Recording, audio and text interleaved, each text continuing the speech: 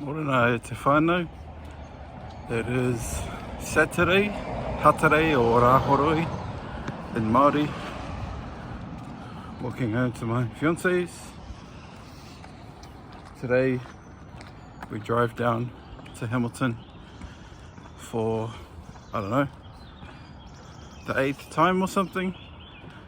This time my dad and my brother coming with me, help me with the big items. So the fridge, bed, and recliners being delivered today around lunchtime. So yeah, anyway, I'll focus on my walk and I'll see you in a bit. Yo, sort of at the halfway mark, and it's just a little after 7 o'clock, 7:03 in the morning. I realised that there's no Darren Daly today because it's a weekend. Darren Daly is only during the weekdays.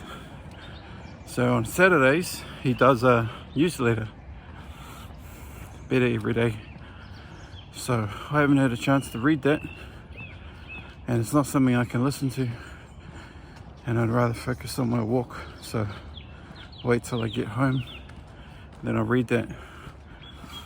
But it makes me cognizant of my posts, and I've been thinking about one particular concept, a post, but actually a video on LinkedIn, and that was basically going to be, hey, we've moved today from Monday. This is the beginning of Operation Hero Cave, where basically I spend the rest of the year deeply focused on less than a handful of core important tasks, goals, and my goal is to focus on one thing at a time. And then another post idea was to create like a hashtag movement, which I don't know if that's going to work on LinkedIn, but it was to create a let's get Nate a job thing, basically saying, help me get a job, whānau. And the idea was I would send out my CV, so the posts would have my CV attached. I'll basically say, yo, if you know somebody, you have my permission to send them my CV. So rather than me spend hours and hours and hours sorting, searching, filtering for jobs and applying, I could just go, here's my CV. If you know someone, let them know I need some work. And then leaning into Alex Hormozi's book, How to Make Offers So Good People Feel Stupid Saying No, I was going to lean into that a little bit and say, I don't care about the money. Start me on a trial. I'll prove my worth. I'll prove my value. I just want to learn, refine, hone my skills, and then establish some non-negotiables, like can't be full-time because then I have to explain the situation. I've got to study in September, and it must be flexible because I'm going to be commuting between Hamilton and Auckland, so I can't be in the office 5 days a week, and nor do I want to. And another non-negotiable will be that you can't control what I say. So I'm not going to stop these videos. I'm not going to stop this journey. I'm not going to stop my posts. So if that's a problem, then cool. I'm not for you, you're not for me. And then I thought of, I could just do like daily videos, like short sound bites. Then I thought of the day, learning of the day, and add that to my post cadence. So I have like one text-based reflective piece Monday to Friday, Darren Daily. On Saturday I have the Bed Every Day newsletter, accompanied by personal posts that I've come up with over the week. And I also thought about doing my own newsletter, so maybe I'll do that instead. And then Sunday is like sacred day, reflection, planning. So I'm not quite sure what to do for Sunday, but thinking about it. Anyway, I had enough holding the phone, so my arms are tired because I did some push-ups and stuff this morning. I'm gonna go focus on my walk, and I'll talk to you a bit later. Cheers. Yo, just around the corner from my street. Let's crack up. I just had a quick conversation with ChatGPT. So you know how you can speak to it, right? So I'll speak into it, it'll speak you back to me. And it's kind of, it's a bit weird, eh? Because you can't really pause too long. Like you can't think. As soon as there's a pause for, I don't know, a few seconds, it basically starts talking. So you kind of feel like you have to talk quick. So that's what I did. And yeah, it didn't actually, this is kind of the danger, or I don't know if that's the right word, something to be mindful about when you use ChatGPT, as much as I use it, because I use it every day. But it basically just regurgitated everything I said back to me as if it was it saying it to me. So I said, you know, here's what I'm thinking, blah blah blah blah blah, I want to work on my posts, and you know, basically everything I just said before. And it's like an echo chamber. It just repeated all of the same things back to me that I was talking about, and didn't really offer any new insights at all. And it's like, oh, you know, if you need any other help, let me know. I was like, okay, thank you. And it's like, yeah, thank you, have a good day. And I said, oh, thanks, have a good day too. And it said, goodbye. I was like, hey. So then I just closed the app. So yeah, you have to be very, I kind of learned this through lots of like little experiments. You have to be super precise. You have to have a clear intent, and it's actually reliant upon how accurate and how accurate, concise and factual you can be. Like you can't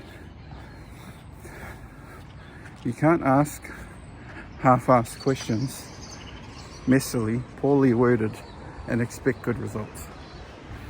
It's not a mind reader. It's not a sentient being. It doesn't think. It just reads what you say, tries its best to interpret it based on the knowledge base that it has scanned, and give you something meaningful. It looks for keywords, so you know, tries to figure out, what are you wanting? Do you want research? Do you want ideas? Do you want feedback? So you have to be very deliberate when you speak to it, and fact check everything it says. Don't take it for gospel. It could simply be ill-informed or misinformed, so something to be aware about. Anyway, I'm almost home, probably about 4 minutes away, so I think that's enough for the morning.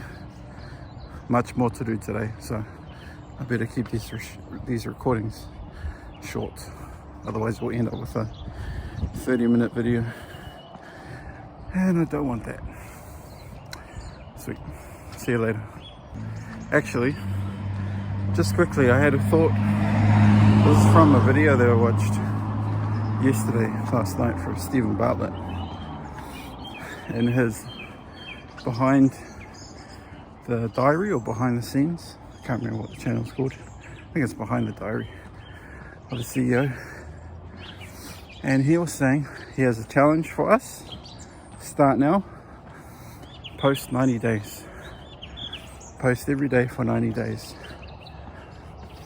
And he said, try to, I've got the framework. Rice was the framework. Reward, what was I? Shit, I forgot, I have to watch it again.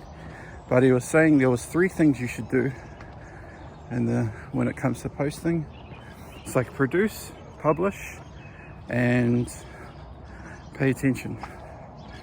3 P's. So produce, post, publish it, get it out there. Oh, he said pick one platform, which is very similar to Dan Locke. Is that his name? Can't remember. Anyway, pick one platform. So I guess for me it would be LinkedIn, where you think your audience is. So my audience is probably on LinkedIn. Business founders, entrepreneurs, consultants, successful Māori people. Also LinkedIn, YouTube, sorry. You fellas are important too, of course. Pick one platform, post daily for 90 days. I was like, oh, easy, I'm doing that anyway. Yesterday was day 62, today's day 63. And then he goes, don't show me pictures of your cat. I don't care, we don't care. Don't talk about what you had for breakfast, don't this and that. And I was like, damn, he's kind of calling out some things that I've been showing. But then like the intent's different. This is like a vlog. This is documenting the journey. This has all the messy stuff. But what he was basically saying was try to add value. Try to figure out who your audience is. Try to provide them value. And I actually haven't thought about that. Maybe that's part of the problem. Because I'm like, I watch my content, I watch my videos, but I don't know if anyone else is. They're getting views, and I've got subscribers. I got one the other day, but most of these people that subscribe, they know me. Like, I haven't got any organic viewership from YouTube. So it's not working. Either my videos are popping up on people's feeds and they're clicking into it, or they're not even clicking into it because it's not interesting enough. And I'm trying not to think about that. I just want to do it, because if I think about it too much, it'll be paralyzing and I won't want to do it anymore. So it's this brutal balance. Anyway, walking up the driveway. See you later. Yo, it's 9:15. It's a bit later than I wanted. I'm just heading back to my parents, and then I'll load the car up with some stuff, and then my dad and my brother are going to drive down to Hamilton to receive the our stuff that's being dropped off around lunchtime today. Our fridge, freezer, recliner, and what's the other thing? Fridge, freezer, keys. I have 7 keys. Anyway, what was I saying? Fridge, freezer, recliner, and our bed. So those are being delivered at some time around 12 today. And then, well, it's a big dog. And then we need to potentially do some shopping, maybe look for, see what they want to do, if they want to go for do some shopping, look for some storage, or like we need a dining table at some point, bookcase and all this stuff. Some of that we can take from home when my dad gets can use his work van, because at the moment it's kind of getting some repairs done. Otherwise it would have been perfect, because we could have taken that stuff. Anyway, I need to focus on driving, so I'll talk to you later. Yo, it's almost 11 o'clock. I'm just driving down to Hamilton to collect some stuff. The weather's pretty kakai. Tawhiri mate, what are you up to today, bro? Anyway, green light, gotta go. Talk to you fellas later. Yeah. Yo, so we're about 30 minutes away from Hamilton. We're just on the expressway. It's as you can see, the day's kind of cleared up. It's quite nice. It was apparently meant to rain today, but yeah, we're gonna go get the stuff, and Mum and Dad is somewhere behind us bringing some other stuff for my room. So yeah, we should get there around 12ish. Guy hasn't called me yet to drop off the stuff, so hopefully he calls soon. But yeah, see you later. Where's the black marks? This is the mattress topper.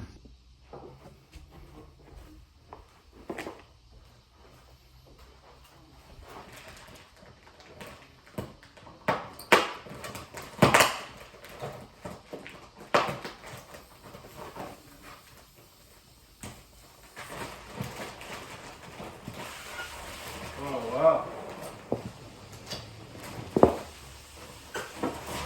It's creating a self-suction.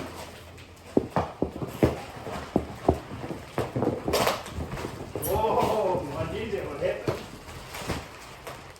Whoa.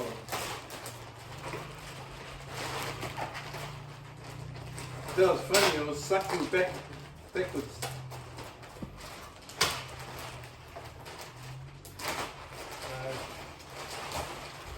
Oh yeah, man, that's heaps springy. That could be a really good meal.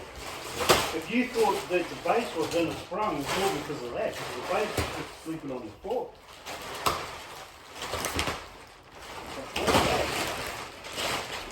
Man, in fact, that's hard to believe. It doesn't have springs in it.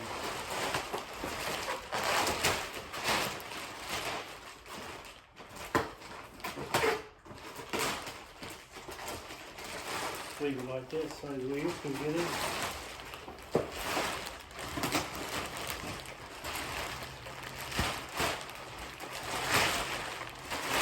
That's going to be heavy though, so you drag it in the room.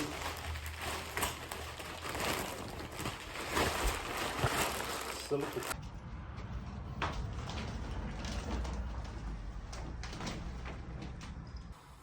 Bro, naked ass.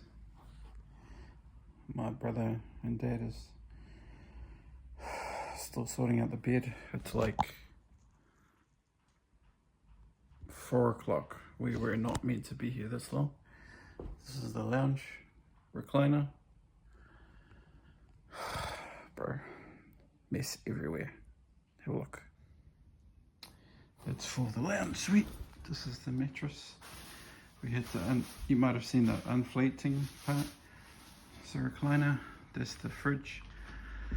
That's my desk. Fridge. And a bunch of stuff.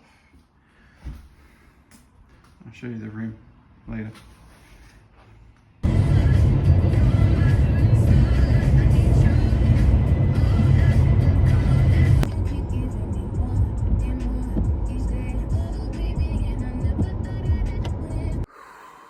Yo, it's 11 o'clock.